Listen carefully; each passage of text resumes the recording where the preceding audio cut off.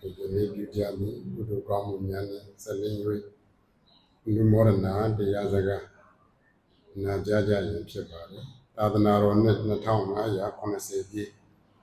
မြန်မာကောဇာတက္ကရာ1388ခုနေုံလာဇန်17ရက်ခရစ်နှစ်2026မေလ26ရက်အင်္ဂါနေ့ယနေ့မှာစကိုင်းတောင်မြို့မြတ်စွာဘုရားကျောင်းတိုက်သို့လာရောက်၍ကုသိုလ်ကောင်းမှုပြုကြသည့်ကုသိုလ်ရှင်များကမရဗုဒ္ဓမြို့နှင့်တက္ကသိုလ်စုံနိုင်ဟုတက္ကမမဘုဒ္ဓမဝင်းသာသမီကိုရွှေလိုက်ဝင်းမဆီစဝါသမီးများဖြစ်ကြတဲ့မဖြိုးသစဉ်မမြတ်ချေရီဝင်းရွှေသမင်းဘိုးတဲ့ချီတဲ့မိသားစုတို့ဖြစ်ပါတယ်မရဗုဒ္ဓမြို့နှင့်တက္ကသိုလ်စုံနိုင်ဟုတက္ကမမဘုဒ္ဓမဝင်းသာသမီကိုရွှေလိုက်ဝင်းမဆီစဝါသမီးများဖြစ်ကြသောမဖြိုးသစဉ်မမြတ်ချေရီဝင်းရွှေသမင်းဘိုးတဲ့ချီတဲ့မိသားစုတို့ကတရားကိုယ်စောနိုင်ဦး၏55နှစ်ပြည့်မွေးနေ့မင်္ဂလာကိုကြောင်းပြု၍မွေးနေ့မင်္ဂလာတင်မှတ်ဖြစ်စကိုင်းကြောင်မြို့ညစကြကြောင်းတိုင်းမှာတရင်သုံးနေထိုင်၍သာသနာတော်ဝန်ထမ်းဆောင်တော်မူသောတန်ဃာတော်ပါ450ကျော်တို့အား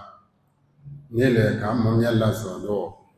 စွန့်ခဲပွဲပေါ်စဉ်တို့ဖြင့်နေစွန့်စကတူရန်ချင်းမာနာယကဆရာတော်အားပစ္စည်းလေးပါအလှူတော်နဝကမ9သိန်းကျပ်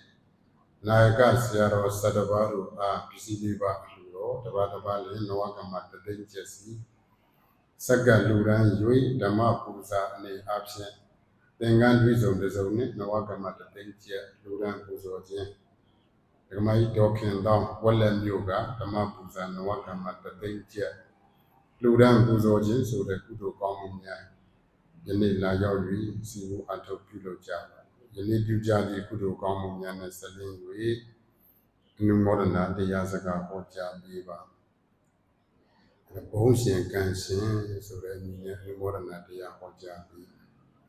အဲ့တော့ဘုံရှင်ကံရှင်ဆိုတာဘယ်လိုလူလဲမြတ်စွာဘုရားရှင်ဤလက်ရွေးစဉ်ဂုဏ်တော်9ပါးထဲမှာနောက်ဆုံး9ပါးမြောက်ဂုဏ်တော်ကဘဂဝါဂုဏ်တော်ကဲပါဂုဏ်တော်တော့ဘဂဝါဂုဏ်တော်ဆိုတာဘုံကံပြည့်စုံတော်မူပါပေ၏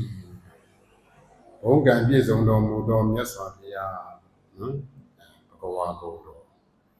အဲ့ဒီမှာဘုံကံတယုတ်6ပါးဘုံကံဘယ်နှပါးတော့ဘုံတော်6ပါးနဲ့ပြည့်စုံတယ်ဘုံတော်6ပါးနော်အဲ့ဒီ6ပါးကိုအကြောင်းအကျိုးဝေဖန်စစ်စစ်၍ဒီနေ့ဘုံရှင်ကံရှင်ဆိုတဲ့အမည်နဲ့တရားဟောပေးတယ်အဲ့တော့ဘုံတော်6ပါးမှာနံပါတ်1ကတော့ဣတရိယဘုံတော်ပါဠိလိုပါရောမြန်မာလိုဆိုတော့အစိုးရနိုင်ခြင်းဘုံတော်ဘာဖြစ်နေလဲအစိုးရနိုင်ခြင်းဒီနေ့ခေတ်စကားနဲ့ပြောတော့စိုးမိုးနိုင်ခြင်းအစိုးရတယ်ဘယ်လိုပြောအောင်နော်ကလေးမလေးတွေရေးတယ်လေစိုးမိုးခြင်းလို့လည်းပါလာမလားရေးတယ်မလားကိုချလာမင်းစိုးမိုးခြင်းလို့လည်းမတွေ့ဘူးလားစိုးမိုးနိုင်ခြင်းဣတရိယဘုံတော်နော်နောက်တစ်ခုကဓမ္မဘုံတော်ဘာဘုံတော်လဲရှင်ဘောအပြာဤသို့အပြင်ထင်ရှားလေသည့်ဣတရိယဘုံတော်ဓမ္မဘုံတော်ကိုမရဗုဒ္ဓမြို့မှာကနောင်ဆရာတော်ကြီးတရုပ်ပေါ်တာရှင်ဘောအပြာဤသို့အပြင်ထင်ရှားလေသည့်ဣတရိယဘုံတော်ကိလေသာယံပယ်ဖြတ်လှန်ဖို့နိဗ္ဗာန်ဖူမတ်ကိုးချက်အပြာလောကုတ္တရာတရားဟူသောဓမ္မဘုံတော်ဓမ္မဘုံတော်ဆိုတာတရားဓမ္မရှိတော်မူခြင်းပေါ့ဒီလိုမြန်မာပြန်ပါဘူးနော်ကဲတရားရှိတော်မူခြင်းဘုံတော်တရားရှိတာလည်းဘုံတော်ပဲနော်ခုနလိုစိုးမိုးနိုင်တာလည်းဘာပဲလဲဘုံတော်တစ်ခုပဲမှတ်တာနော်ဣတရိယဘုံတော်ဓမ္မဘုံတော်ဆိုတာတရားရှိတာကိုယ်မှာတရားရှိတယ်ဆိုလည်းဘာရှိတယ်လို့မှတ်ပါလေဘုံရှိတယ်လို့ပဲမှတ်မှာနော်ကိလေသာယံပယ်ဖြတ်လှန်ဖို့နိဗ္ဗာန်ဖို့မဲ့ကိုးချက်အပြားလောကုတ္တရာတရားဟူသောဓမ္မဘုံတော်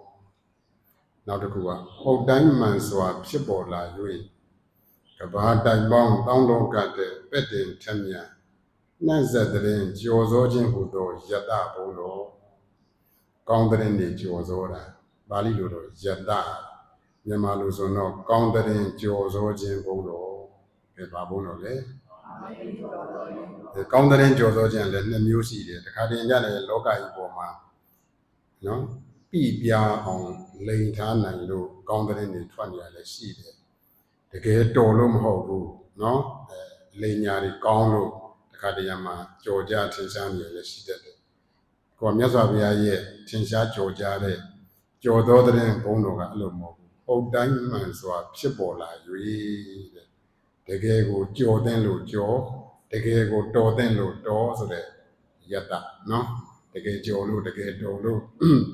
ဟုတ်တိုင်းမှန်စွာဖြစ်ပေါ်လာ၍ကဘာတိုက်ပေါင်းတောင်းလောကတဲ့ပဲ့တင်ထက်မြနှက်ဆက်တဲ့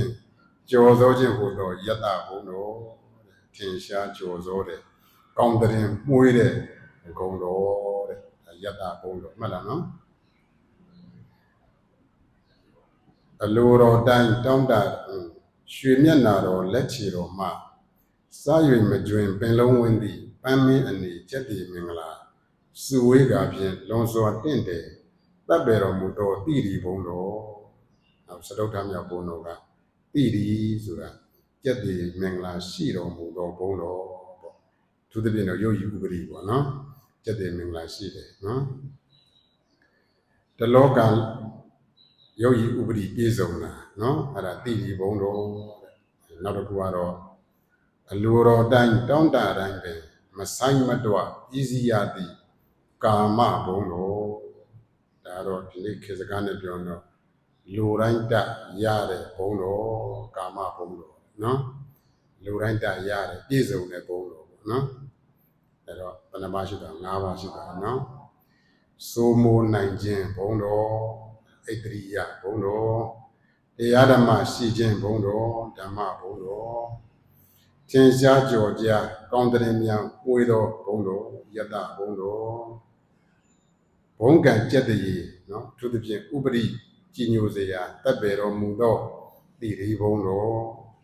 အလိုတော်တိုင်းတောင်းတတိုင်းပင်မဆိုင်မတော့ဤစီရသည်ကာမဘုံတော်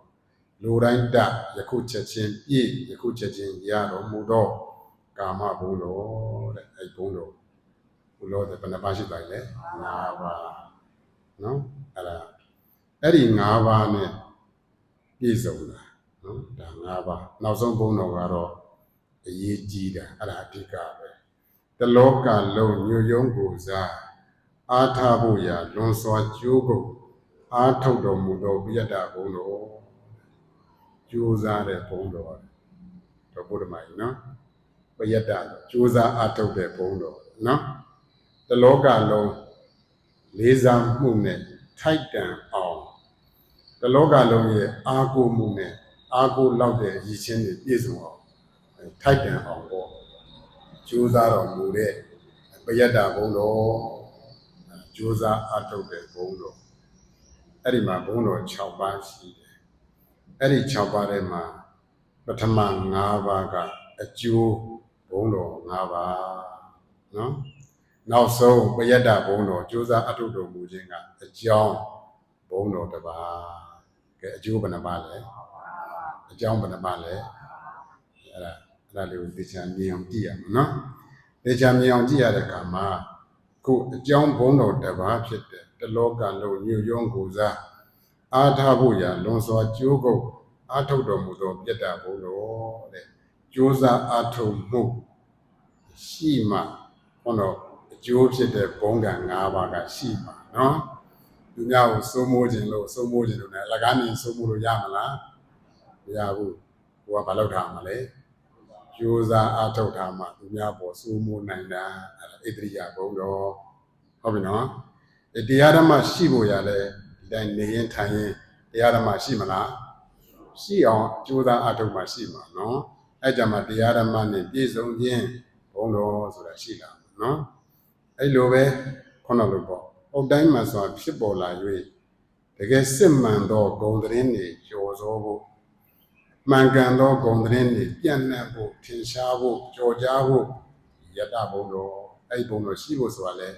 ကြိုးစားအားထုတ်မှာပဲဖြစ်တယ်နော်ဒုနည်းတူစွာပဲနော်တိရီဘုံတော် ဘုံကံကျက်တည်းပြည့်စုံတဲ့တိတိဘုံတော်ကလည်းကြိုးစားအထောက်မှာပဲဖြစ်နော်ဟုတ်ပြီလူတိုင်းကတော့ကာမဘုံတော်လူတိုင်းလိုချင်တာပေါ့လူတိုင်းတရဆိုအားလုံးအေးဆေးပဲပေါ့နော်လိုချင်မလားဒီတိုင်းလိုချင်ုံနဲ့တော့ရပါမလားအဲ့ဒါလည်းပဲပယတ္တဘုံတော်ဆိုတဲ့ခေါင်းတော့အကြောင်းဖြစ်တဲ့ကြိုးစားအထောက်မှုဆိုတဲ့ပယတ္တဘုံတော်ရှိမှကာမဆိုတဲ့ပြည့်စုံခြင်းဘုံတော်လည်းရှိမှာနော်တော့အကြောင်းနဲ့ကင်းပြီးတော့အကျိုးကဖြစ်ပါမလားဖြစ်ဘူးဗျာအဲဒါကြောင့်အကျိုးဘုံတော်၅ပါးသည်အကြောင်းဘုံတော်တစ်ပါးကြောင့်ဖြစ်နိုင်တာဖြစ်ခဲ့တာအဲဒါကိုသိပြီးတော့ဘဝမှာထာဝရအမြဲတမ်းပဲကိုကကြိုးစားအထောက်ရမှာဟုတ်ပြီနော်သူများကိုစိုးမိုးခြင်းလားစိုးမိုးခြင်းပါသလားကြိုးစားအထောက်နော်တရားဓမ္မပြည့်စုံခြင်းပါသလားကြိုးစားအထောက်ပါကောင်းတဲ့နေထိတ်တန့်ကြော်စောခြင်းပါသလားကြိုးစားအထောက်ပါဘုံကံကျက်သေးနေပြည့်စုံလိုပါသလားကြိုးစားအထောက်ပါလိုတိုင်းတရဆိုတဲ့သဘောတရားမျိုးကိုမှရှိခြင်းပါသလားကြိုးစားအထောက်ပါအရာခတ်တဲ့ကြိုးစားအထောက်မှုဒီအခြေခံဖြစ်တယ်ပေါ့နော်ဒါကြောင့်